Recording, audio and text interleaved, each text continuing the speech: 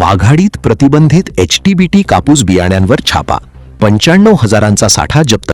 खरीप हंगामाच्या तोंडावर शेतकऱ्यांची फसवणूक करणाऱ्या प्रतिबंधित HTBT कापूस बियाण्यांच्या विक्रीविरोधात कृषी विभागाने मोठी कारवाई केली आहे.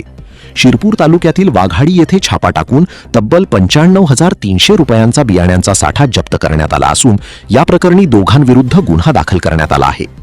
जिल्हा कृषी विभागाला मिळालेल्या गोपनीय माहितीनंतर कृषी विभाग आणि शिरपूर शहर पोलिसांच्या संयुक्त पथकाने बुधवारी रात्री वाघाडी येथे धाड टाकली.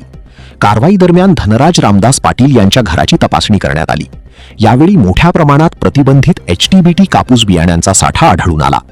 या कारवाईत Rudraksha, Rudra premium hybrid cotton seeds big ball आणि ब्राझील एक्स्ट्रा या वाणांची एकूण 62 पाकिटे जप्त करण्यात आली. जप्त केलेल्या बियाण्यांची किंमत सुमारे 95,300 रुपये असल्याचे कृषी विभागाने सांगितले. तपासात संबंधितांनी संगनमत करून भारतात विक्रीस बंदी असलेली HTBT कापूस बियाणे कोणतीही वैध परवानगी न घेता साठवून ठेवल्याचे समोर आले आहे. ही बियाणे शेतकऱ्यांना विक्री करण्याचा त्यांचा उद्देश असल्याचा आरोप करण्यात आला आहे.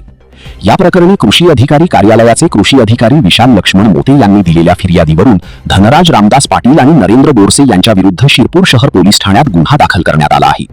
या कारवाईमुळे बोगस आणि प्रतिबंधित बियाण्यांच्या विक्रीविरोधात कृषी विभागाने कडक भूमिका घेतल्याचे स्पष्ट झाले आहे. दरम्यान शेतकऱ्यांनी अधिकृत विक्रेत्यांकडूनच बियाणे खरेदी करण्याचे आवाहन प्रशासनाने केले आहे. सदरची कारवाई जिल्हा गुणवत्ता नियंत्रक व बियाणे निरीक्षक अरुण तायडे आणि पोलीस निरीक्षक किशोर कुमार परदेशी यांच्या मार्गदर्शनाखाली कृषी व पोलीस पथकाने केली.